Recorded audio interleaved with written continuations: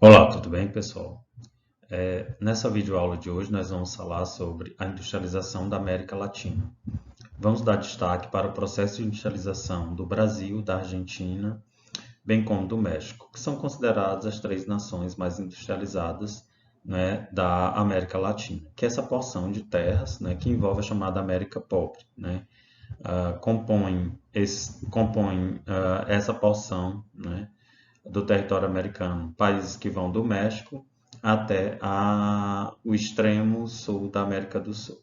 Okay? Então, a gente vai compreender esse processo, como é que se deu a industrialização desses países e as principais características que marcam o processo de industrialização dos países da América Latina, que é conhecida como uma industrialização do tipo tardia.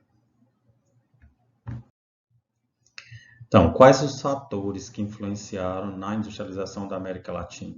Então, para entender isso, a gente vai voltar um pouco na história, para destacar os fatores históricos que fizeram com que esses países fossem aí os últimos no processo de industrialização quando a gente compara com os países desenvolvidos, com a Inglaterra, com os Estados Unidos, com a França, com a Alemanha.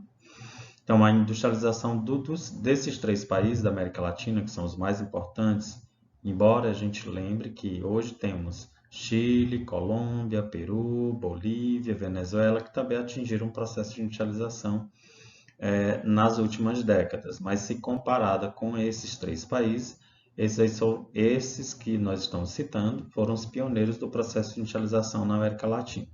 Então, nós temos aí um destaque para o Brasil, Argentina e México. Né? Esse processo de industrialização desse país ocorreu a partir de um processo de independência, que foi no final do século XIX, ok? Então, no final do século XIX, nós tivemos aí a independência do Brasil, da Argentina e do México. Esse aí foi o pontapé inicial para que esses países rompessem as amarras, né, que os impedia de industrializar. Então, o Brasil, por exemplo, durante muito tempo foi proibido por Portugal de industrializar qualquer bem, né, no nosso território. Então, a partir do momento que nós temos a independência, e aí o país começa a caminhar com suas próprias pernas, mas esse processo de industrialização ele vai ser lento, ele não vai se dar de uma hora para a outra, tá? Então, começa aí na independência, no final do século XIX, né? Nós temos ali a independência do Brasil em 1824, e aí nós temos a proclamação da República em 1889. Então, aí já começa a ser gestada a atividade industrial em nosso país. Mas um dos fatores que pesaram bastante foi a quebra da Bolsa de Valores de Nova York, que aconteceu ali após a Primeira Guerra Mundial. Com a quebra da Bolsa de Valores de Nova York, nós tivemos o quê? Uma falta de produtos que eram importados da Europa, né, dos Estados Unidos para o Brasil. Então, nosso país teve que realizar um processo de industrialização de forma forçada, né, digamos assim. Teve que produzir aqui o que antes importava, já que a Europa estava em crise por conta, né, da Primeira Guerra Mundial, já que houve a quebra da Bolsa de Valores de Nova York, isso gerou a Grande Depressão com o fechamento de várias empresas. Então, nós realizamos aqui internamente o que a gente chama de substituição de importações. Passamos a produzir no mercado interno aquilo que nós importávamos da Europa e dos Estados Unidos. Roupas, calçados, né, alimentos, prataria, produtos industrializados simples, tá? Então, essa industrialização, ela ocorreu nos países Brasil, Argentina e México, né, praticamente simultaneamente, porque o mundo estava em crise por conta da quebra da Bolsa de Valores de Nova York e do pós-Primeira Guerra Mundial. Porém, essa industrialização por substituição de importações, que quer dizer produzir aqui o que antes era importado dos outros países, ela se mostrou, de certo modo, frágil, né? E aí houve a necessidade de uma participação maior, né, de setores da economia local no fortalecimento da industrialização. E aí nós tivemos um papel preponderante dos barões do café. Eles acumularam muitas riquezas, né, e nesse contexto não puderam vender o café para o mercado externo, porque o mundo estava em crise. Então, o que é que aconteceu? Com os seus recursos guardados em bancos, eles começaram a financiar, por exemplo, a industrialização brasileira. Financiaram indústrias para os imigrantes europeus que chegavam no Brasil. Ou então, esses barões do café começaram a se tornar também industriais. Então, é um elemento importante na análise da industrialização brasileira. Além disso, nós temos também a participação do Estado. O Estado brasileiro incentivou o processo de industrialização através das indústrias de bens intermediários, mineração, petróleo, por meio do surgimento de empresas públicas, como por exemplo a Petrobras. Quem não lembra, né, da criação da Petrobras, Eletrobras, foram empresas fundamentais para alavancar o processo de desenvolvimento industrial do Brasil, para criar a base do nosso processo de industrialização. Então, essa participação do setor de mineração, petróleo, energia foi fundamental para consolidar o parque industrial brasileiro e também o parque industrial da Argentina, do México, sendo que surgiram empresas estatais nesses países também com o objetivo de fomentar a produção industrial local. Nós, após, né, esses investimentos dos setores locais, no caso do Brasil, dos barões do café, na Argentina e no México, dos fazendeiros, né, que cultivavam produtos com as suas especificidades locais, nós tivemos também um movimento interessante no pós-Segunda Guerra, que foi a chamada transferência de multinacionais. As multinacionais começaram a se espalhar pelo mundo para mundializar a produção e o consumo dos seus bens que eram produzidos. Então, esse espalhamento, esse espraiamento das empresas multinacionais pelos países latinos reforçou o processo de industrialização local, tá? Então, a indústria ela passou a ter um importante papel desempenhado aí dentro das economias, tanto do Brasil, da Argentina e do México. Aí nós começamos a nos transformar de países agrários exportadores para países urbano-industriais. E as principais áreas de industrialização, que foram reforçadas com a presença do Estado, com a vinda das multinacionais, com os recursos oriundos, por exemplo, do café aqui no Brasil, geraram as principais concentrações industriais, que foram as regiões metropolitanas desses três países. Aqui no Brasil, por exemplo, a gente tem Rio, o eixo Rio-São Paulo, né? Na Argentina, nós temos a região de Buenos Aires e Rosário. E no México, nós temos Cidade de México, Guadalajara e Monterrey, como as principais áreas de industrialização. Ou seja, as principais áreas de industrialização surgidas nesse país foram os grandes aglomerados urbanos, né? Isso facilita, né, para que os produtos das indústrias cheguem rápido no mercado consumidor, diminuindo aí os custos com o transporte. Com o tempo foi que o Brasil foi espalhando o processo de industrialização por várias regiões, dentre elas a Nordeste, a Sul, né, e alguns pontos do Centro-Oeste e da região Norte, principalmente com incentivos governamentais. A gente lembra que o modelo de substituição de importações, ele reforçou a produção de bens de consumo interno, reforçou a indústria básica do Brasil, né? A indústria de bens de consumo duráveis e não duráveis, tá? E os recursos minerais tiveram um papel fundamental no processo de industrialização, né? Porque eles geraram também capitais para a compra de maquinário estrangeiro, as famosas commodities, né? A commodity do ferro, né, do petróleo e aí depois dos produtos agrícolas como a soja, né, algodão, milho, ajudaram a reforçar o processo de industrialização do nosso país, pois várias empresas surgiram a partir da grande disponibilidade dessas matérias-primas, sobretudo dos recursos minerais. E as commodities agrícolas contribuíram para o surgimento de capitais que possibilitariam a modernização dos nossos parques, a compra de maquinário para a consolidação dos parques industriais do Brasil, da Argentina e bem como do México. Esses países, no seu processo de industrialização, eles passaram por crises, né? Em 1980, nós tivemos aí uma década que foi considerada a década perdida, né, no mundo. Foi considerada a década perdida por quê? Porque foi uma época que houve grande endividamento externo, com elevados índices de inflação. Para a ocorrência desse endividamento, a gente tem que regressar aos anos 70, onde houve uma crise do petróleo, né, principalmente em dois momentos, em 1973 e 1979. Os países que compõem a OPEP, a Organização dos Países Exportadores de Petróleo, que formam um cartel.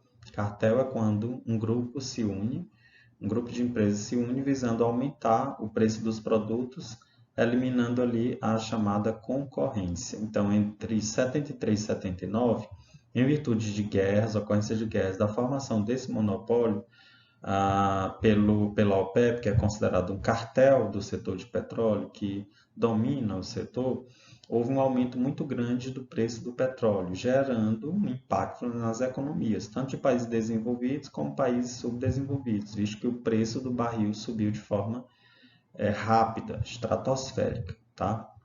Então, em virtude desse aumento do preço do petróleo e da dependência que os estados nacionais tinham do petróleo, precisavam comprar para continuidade do seu processo de industrialização, de produção de bens, muitos estados tiveram que recorrer, né, a empréstimos internacionais para poder subsidiar a compra desse petróleo, subsidiar os processos produtivos. Então, durante os anos 70, o Brasil, por exemplo, contraiu muitos empréstimos para poder bancar o processo de industrialização, modernizar as suas cidades e para garantir, né, a compra de derivados do petróleo que haviam aumentado, né, no mundo inteiro. Então, a contração dessa dívida, né, que foi nos anos dourados do país, né, que foi um período de intenso crescimento econômico, mas, né, às custas de endividamento externo, ele ocorreu porque a contração desses empréstimos que foi feito nesse período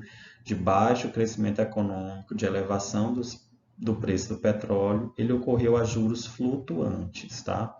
Então, o Brasil, nos anos 70, estava com a necessidade de investimento em infraestrutura para a continuidade do processo de industrialização.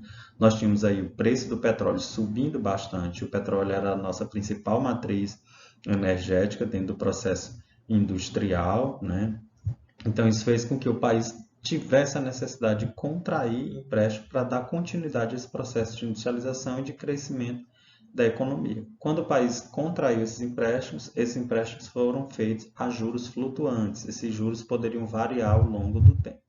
Então, os recursos que foram pegos nos anos 70 tinham uma taxa de juros. Quando chegou nos anos 80, esses juros foram elevados a um nível muito alto, né? Principalmente por conta do monopólio que os bancos americanos tinham desses financiamentos que foram feitos pelo mundo inteiro. Tanto é que nos anos 80, os Estados Unidos, os bancos americanos eram os principais credores do mundo. Foram eles que emprestaram mais dinheiro e tinham disponibilidade de recursos para emprestar para economias em crise, endividadas, tais como a economia brasileira, argentina e mexicana. Então, em virtude das crises do petróleo de 1973, 79, por conta da criação da OPEP, que foi um cartel que controlou os preços e elevou o preço do barril do petróleo, os países latino-americanos ficaram mais vulneráveis, tá? Então, essa vulnerabilidade fez com que, por exemplo, o México declarasse moratória, que é a moratória. Diz que não ia pagar as suas dívidas porque elas elevaram-se bastante, significativamente. Aqui no Brasil também nós tivemos aí um período da era Sarney que ventilou-se a declaração da moratória aqui em nosso país, pois nós tínhamos sérios problemas para pagamento dessa dívida externa. Nós contraímos muitos empréstimos e tínhamos fundos de reservas muito baixos, tá? Então, esse processo de endividamento fez com que os governos do Brasil, da Argentina e do México inibissem a importação de produtos. Qual é o problema disso? Não era inibir somente a importação de bens que eram produzidos internamente, mas, por exemplo, inibir a importação de qualquer produto, entre eles de máquinas que modernizariam os nossos parques industriais, já que a nossa industrialização é do ponto de vista dependente do ponto de vista tecnológico. Então, a dificuldade da chegada dessas máquinas levou a um problema da modernização, a falta de modernização do parque industrial brasileiro. Nós não tivemos uma renovação, né, desses parques por conta da dificuldade da criação de taxas de importação muito maiores de produtos com a política de proteção da indústria nacional. Mas isso foi ruim dentro desse contexto e fez com que os nossos produtos diminuíssem aí de qualidade, já que nós não estávamos ali estimulando uma concorrência com produtos estrangeiros e tínhamos dificuldade de importar máquinas que eram essenciais e cruciais para o nosso processo de industrialização. Então, com a crise na economia, nós tivemos o quê? Uma elevação da inflação. Com a elevação da inflação, quem é mais penalizado, né? Vocês estão vendo o que está acontecendo agora. As classes mais baixas, porque a inflação vai pesar muito mais para quem ganha um salário mínimo do que quem ganha 10 salários mínimos, sobretudo em itens básicos que garantem a sobrevivência da população, como a alimentação, o vestuário, calçado, tá? Então, como consequência disso, a gente tem, com alta inflação, concentração de renda, já que o dinheiro vai perdendo valor. Era muito comum nos anos 80 as pessoas irem para o supermercado uma semana, os preços dos produtos eram uns. Na semana seguinte, esses preços eram completamente alterados, tá? Isso gerou também o que a gente chama de desigualdades sociais. Aumentou, né, o fosso, a diferença entre pobres e ricos. Dentro desse contexto aí, o autor do nosso livro coloca que nos anos 80, 10% da população mais rica detinha quase 50% da população da economia do país, tá? Enquanto isso, né, os 10% mais pobres ficavam com 0,7% da renda nacional. Então, isso mostra que 10% tendo metade da renda nacional, isso escancara aí o que a gente chama de concentração de renda.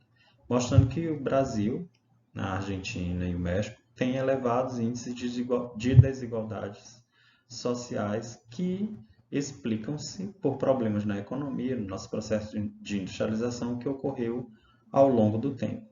E aí, em particular, a inflação teve um peso muito forte, né, no fato de nós termos uma perda do poder econômico das classes mais baixas, principalmente dos trabalhadores, dentro desse contexto aí, porque a inflação corrói todo o poder de compra dessa população. Nos anos 90, nós temos aí uma recuperação, um período que é marcado por uma recuperação econômica, tá?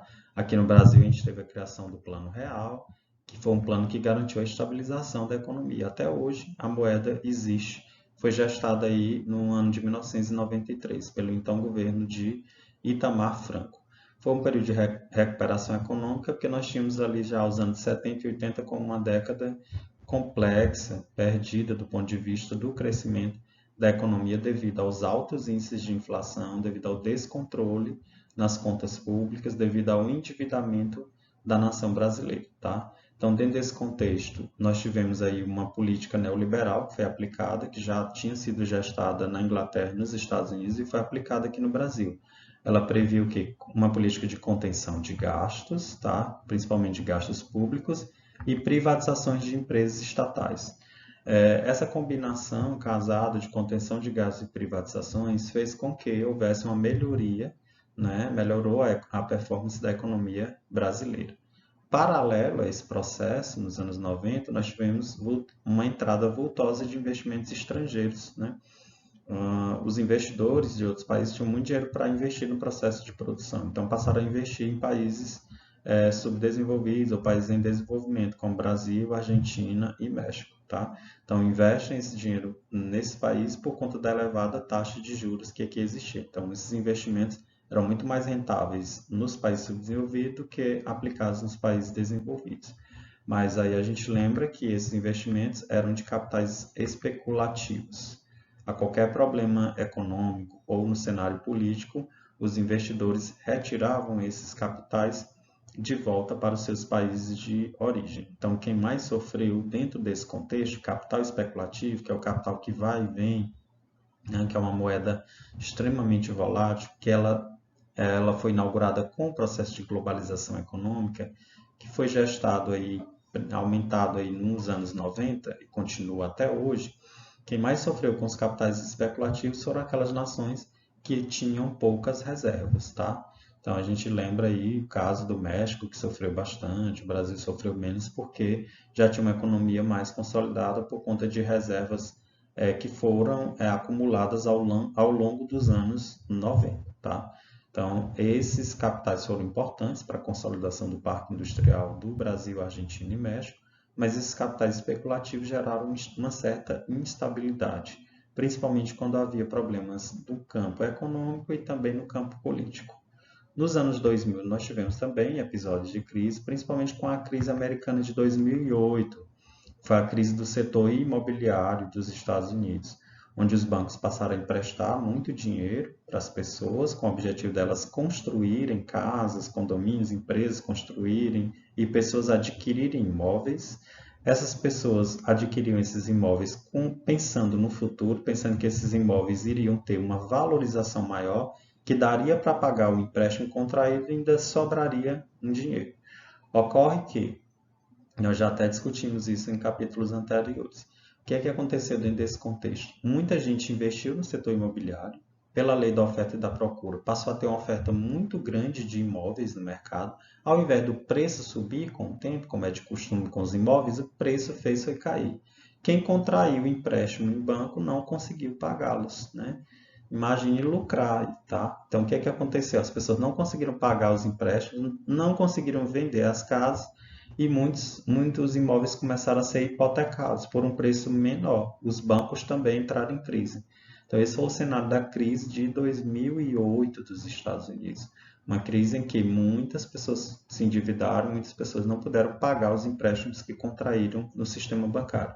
E o sistema bancário também provocou a crise na economia americana, que se espalhou pelo mundo inteiro, pela Ásia, pela Europa, por vários pontos.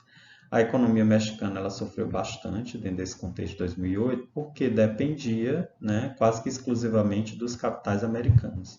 Ficou mais volátil a crise de 2008, visto que o México faz divisa com os Estados Unidos e muitas empresas que estão instaladas no México têm como origem capitais norte-americanos. Então, essa proximidade fez com que houvesse um impacto maior dentro da economia mexicana. O Brasil, como tinha muito mais reservas que o México, sofreu menos com essa crise nos primeiros anos ali, de 2008 até 2012. Em 2014, nós tivemos uma retração econômica significativa, mas ainda assim o país se manteve num patamar melhor quando analisamos as outras economias latino-americanas.